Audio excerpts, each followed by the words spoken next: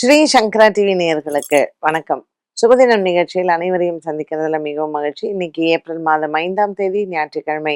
இந்த நாளுக்கான 12 ராசிக்கும் பலன் மற்றும் பரிகாரத்தை பார்க்கலாம். அதைத் தொடர்ந்து நமக்கு ஒரு அழகான கேள்வியும் உண்டு. இன்று சங்கடஹர சதுர்த்தி. இன்னைக்கு சந்திரன் நமக்கு விருச்சிக ராசியில சஞ்சாரம் செய்கிறார். ஆகவே அஸ்வினி நட்சத்திரக்காரர்களுக்கெல்லாம் இன்னைக்கு சந்திராஷ்டம தினமாக இருக்கும். பகல் நேரத்தில் கொஞ்சம் மன கிளேசங்கள் இருக்கும். மற்றபடி இன்றைய நாளில் பெரிய பாதிப்புகள் எதுவும் இல்லை. ஒரு நல்ல ஞாயிற்றுக்கிழமை ஒரு வீட்டில் நிம்மதியாக இருக்கக்கூடிய ஒரு நாளாக அமையும். ரிஷபராசி அன்பர்கள், இன்று ரிஷபராசி அன்பர்களுக்கு வருமானங்கள் நன்றாகவே இருக்கும். வியாபாரம் மற்றும் தொழில் செய்பவர்களுக்கு நல்ல ஒரு மன நிம்மதியான நாளாக இருக்கும். வீட்டில் இருப்பவர்களுக்கு உடன் பிறந்தவர்கள் மற்றும் உறவினர்களால் மன நிம்மதியும் மனசாந்தியும் ஏற்படும். ரிஷபராசி அன்பர்களுக்கு எண்ணங்கள் நிறைவேறும். மிதுன ராசி நேயர்கள், மிதுன ராசி நேயர்களுக்கு பல நாளாக இருந்து வந்த கனவுகள் நிறைவேறும். இன்று ஒரு சிலருக்கு தொலைதூர பிரயாணங்கள் காத்திருக்கிறது. இன்று சங்கடஹர சதுர்த்தியில் விநாயகரை பிரார்த்தனை செய்து நாளை தொடங்க எடுக்கக்கூடிய காரியங்கள் வெற்றி அடையும். கடகராசி அன்பர்கள், இன்று கடகராசி அன்பர்களுக்கு தொலைதூர பிரயாணங்கள் உண்டு. ஆன்மீக பிரயாணங்கள் மனதிற்கு ஆறுதலை தரும். இன்று பல நாட்களாக இருந்து வந்த ஒரு மன சோர்வு தீரும். இன்றைய நாளில் கடகராசி அன்பர்களுக்கு ஏற்படக்கூடிய ஒரு சில குடும்ப குழப்பங்களும் தீரும். சிம்மராசி அன்பர்கள், சிம்மராசி அன்பர்களுக்கு இன்று நினைத்த காரியங்கள் கைகூடும். கொடுக்கல் வாங்கலில் இருந்து வந்த பிரச்சனைகள் தீரும். சிம்மராசி நேயர்களுக்கு பிரிந்தவர்கள் ஒன்று சேர்வார்கள்.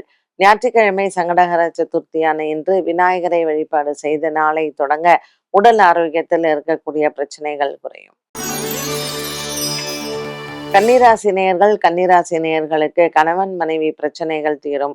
திருமணம் சார்ந்த விஷயங்களில் இருக்கக்கூடிய குழப்பங்களுக்கு நல்ல ஒரு மாற்றத்தை பார்க்கலாம். இன்று சங்கடஹர சதுர்த்தியில் விநாயக பெருமானை வழிபாடு செய்து நாளை தொடங்க இந்த நாள் நல்ல நாள். துலாம் ராசி அன்பர்கள், துலாம் ராசி அன்பர்களுக்கு 6ஆம் இடத்தில் இருக்கக்கூடிய சூரியன் செவ்வாய் சனி உடல் ஆரோக்கிய குறைபாடுகளை கொடுக்கலாம். சற்று எதிலையும் கவனமாக இருக்க வேண்டிய ஒரு நாளாக அமைகிறது. பொருளாதாரம், உடல் ஆரோக்கியம் இரண்டத்திலையும் கவனம் செலுத்தினால் இந்த நாள் நல்ல நாள். விருச்சிக ராசி அன்பர்கள், இன்று பல நாளாக இருந்து வந்த குடும்ப சண்டைகள் தீரும். ராசியில் இருக்கக்கூடிய சந்திரன் சற்று மன நிம்மதியை கொடுப்பார். 5ஆம் இடத்தில் சூரியன் சனி செவ்வாய் இருப்பதனால் பிள்ளைகளால் ஏற்படக்கூடிய மனக்கவலைகள் இன்று தீரும். தனுசு ராசி நேயர்கள், தனுசு ராசி நேயர்களுக்கு எடுத்த வேலைகள் அனைத்தும் வெற்றி அடையும். இன்று பொருளாதார சிக்கல்கள் தீரும்.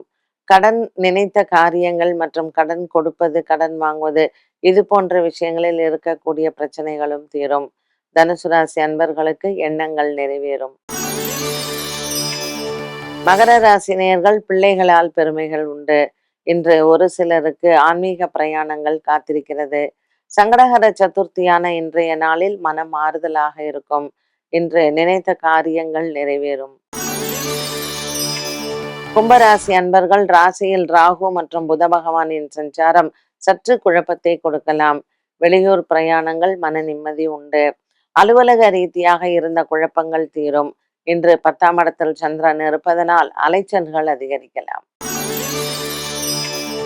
மீனராசி நேயர்கள், மீனராசி நேயர்களுக்கு ராசியில் இருக்கக்கூடிய சூரியன் செவ்வாய் சனி இந்த கிரக சேர்க்கை உடல் ஆரோக்கியத்தில் சற்று கவனம் தேவை. இன்று கோதுமை தானம் செய்வது நல்லது.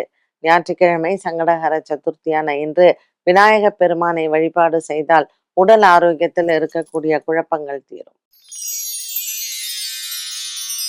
12 ராசிகளுக்கும் உண்டான பலன் மற்றும் பரிகாரத்தை பார்த்தோம்.